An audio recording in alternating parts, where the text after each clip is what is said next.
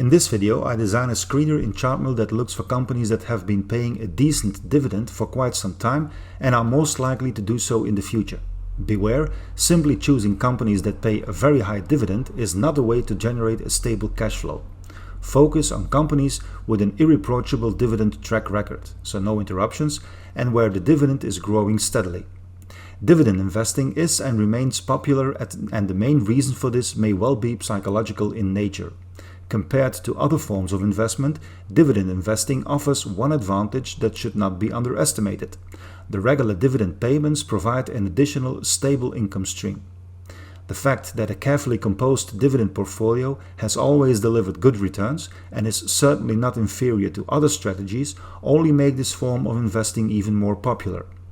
So in this video I go over several basic and additional filters that make the search for high quality dividend stocks a lot easier.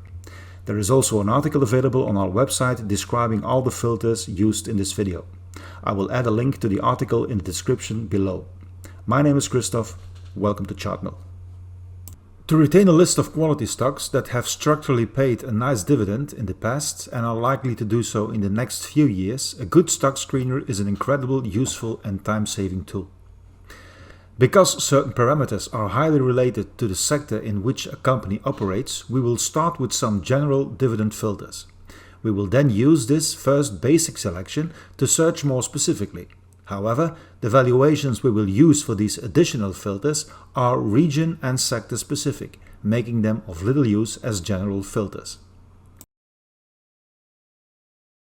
The dividend yield represents the ratio of the annual dividend paid by a company to the most recent share price. So if the stock price is quoted at $100 and the dividend is $3, then the dividend yield is 3%. By default, we set this filter between 2 and 6%. The reason for this price range is simple. Companies that pay no dividend or too low a dividend are immediately filtered out. The fact that companies with dividend yields higher than 6% are excluded at the same time may seem a bit odd, but this also has a very specific purpose. As we already mentioned in the introduction, we are mainly looking for stable companies that have been paying regular dividends for a long time and that are also continuing to increase their dividends.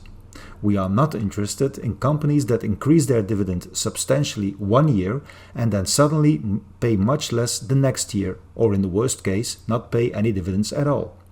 This would only mean that you would be forced to sell the shares, after which you would have to look again for alternatives. This generates additional transaction costs, which has a negative effect on the total return of your dividend portfolio. Companies that consistently increase their dividend over the long term generally do better than the stock market average. This is why we also keep this parameter in our selection. It is likewise tempting to choose only the companies with the highest dividend growth, but here too, stable calm growth has priority over exponential growth, which cannot be sustained over the long term anyway. This criterion is perhaps even more important than the dividend yield filter, because dividend growth, together with a strong stock price, has a double effect on the total return. In the stock screener, we therefore choose a moderate growth rate of minimum 5% and maximum 30%. We start quite low in order not to thin out the basic selection too quickly and thereby miss out on a number of large established companies. Once we refine the basic selection on sector level, we can, if necessary, still change this parameter. Since we can't go lower than 10% with the default filter, I have to set up a custom filter for this. To do so, select the custom menu in the stock screener. In the next screen, select Property for the left-hand side of the comparison, and then choose Dividend Growth by pressing several times the D key. Next to Comparison, mark greater than or equal to.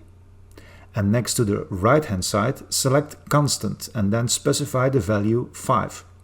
Now press Enter and press Add Filter. The maximum of 30% is available in the standard dividend growth filter within the fundamental menu.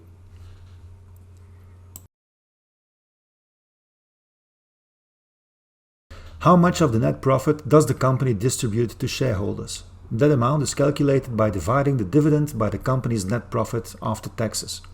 The result is then multiplied by 100% to calculate the ratio. This payout ratio is available in the stock screener. New companies generally have a low payout ratio because a large portion of profits are reinvested with the intention of achieving or funding further growth. Larger companies, where the further growth opportunities are much smaller, will usually pay out a larger portion of the profits in the form of dividends. You should be careful with payout ratios that are too high, as this can have a negative influence on the further growth of the company. By default, we set the filter to a maximum of 70%. Again, this value is used as a basis and can be adjusted to the sector average later if necessary. For this ratio, we also add a custom filter to avoid including stocks with a negative payout ratio in the selection. Indeed, a company can keep the dividend even if there is a net loss. This may be a choice to keep shareholders satisfied. Yet, this is a situation that is hardly sustainable. The company will have to use its existing cash resources or even attract additional debt capital in order to continue to pay the dividend. And as a long-term dividend investor, it's obvious that you want to avoid such situations. Let's take a look at some additional filters. The volume filter, for example. Whether it is dividend investing or any other form, sufficient liquidity is always important. For the US market, we apply an average minimum volume of 300,000. For Europe and Canada, we are required to reduce this number significantly to 100,000 because otherwise there are too few companies left that meet all the criteria. In general, the more volume the better, but don't make the mistake of setting this filter too strict from the beginning. The purpose of the strategy has nothing to do with active buying or selling. Dividend investing is by definition a long-term strategy where the degree of liquidity is not as important as in day or swing trading. The market capitalization filter shows the total market value of a company. This is simply calculated by multiplying the number of shares outstanding by the share price. I use a market capitalization of at least 2 billion for the US market in this screen. After all, these are medium-sized companies that already have a certain track record and that you can assume will remain stable in the future. The advantage with larger companies is also that the cash flows are a lot more predictable. For Europe and Canada, this has been scaled back to 1 billion via a custom filter.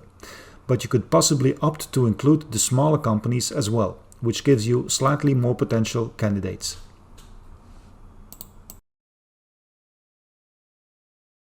Return on equity refers to the ratio of the company's profits to the company's equity with which the profits were achieved. The higher this figure, the higher the profitability of the company and the more attractive the company becomes to potential investors. A high figure means that the company manages its equity in a very efficient way. What percentage return on equity you need to retain depends heavily on the sector. The average for the S&P 500 companies is around 18%. But the differences can be large per sector. To start, I would suggest a minimum of 10%. After this first pre-selection, you can further fine-tune the results and compare the companies within the same sector. The debt-to-equity ratio measures to what extent debt capital is used to finance a company's assets. The higher this figure, the higher the proportion of debt capital and the higher the risk. As a dividend investor, you are mainly interested in stable companies that can continue to pay dividends over the long term, so you should avoid companies with a lot of debt. Keep in mind that this figure strongly depends on the sector in which the company operates. Capital-intensive companies like aircraft manufacturers, car industry, will generally need much more loan capital than companies in the service sector, for example. Looking at the information technology sector, we see that of the 9 US companies, only 3 show a red debt equity figure. This is because, on average, this sector requires less capital to operate. Now, let's have a look at the capital-intensive sector such as industrials. You will immediately notice that the average debt-to-equity ratio is a lot higher, so it makes little sense to use a low debt-to-equity ratio as a general filter. Moreover, it would ensure that the dividend portfolio is mainly focused on low capital-intensive companies. Nothing wrong with that if that's the goal, but it can be a problem if you want to diversify the portfolio across as many sectors as possible. So always compare the debt-to-equity filter at sector level. The top 10 to 20% with the lowest figure are preferred. Moreover, the filter can be used as a monitoring signal in the case of a very high return on equity figure. Let's take a look at Western Union statistics. At first glance, Western Union looks like an excellent dividend stock. a dividend yield higher than 5%, with the last 5 years showing a dividend growth of almost 9% and a payout ratio of less than 50%. The return on equity is remarkably high, over 220%. However, that high figure is calculated only on equity and does not take into account long-term debt, which can create a distorted picture. If in the process the cost of debt after taxes is less than the additional return generated, then this will increase the return on equity. So financial leverage increases the return on equity. This is very noticeable when we look again at Western Union's table, but this time, however, added with the debt to equity ratio. This does not necessarily mean that for those who have Western Union in their dividend portfolio, immediate danger looms. But it does show that the company has a fairly large debt ratio and is therefore bound by capital and interest payments. Since these are fixed, they will weigh more heavily in times when the company is experiencing less positive results. As an investor, you have to be aware of this. Whether you want to run this risk is a personal consideration. But it seems obvious to me that if among the results there are companies with similar figures and much less debt, the choice is quite obvious. The summary table above showing the various dividend filters along with the return on equity and debt equity ratio is a custom view table that I made myself, so it is not present as a standard view in Chartmill. However, you can easily create this view table yourself. On the stock screener page, press the inverted triangle next to View. In the drop-down menu, choose Create Custom View. You can modify the existing views or create a new one as I am about to show you. Choose Table View and from the General menu add Ticker, Name and Sector. Then select FA Dividend and select Dividend Yield, Growth and Payout Ratio. Then go to the Chartmill Rating section and add FA.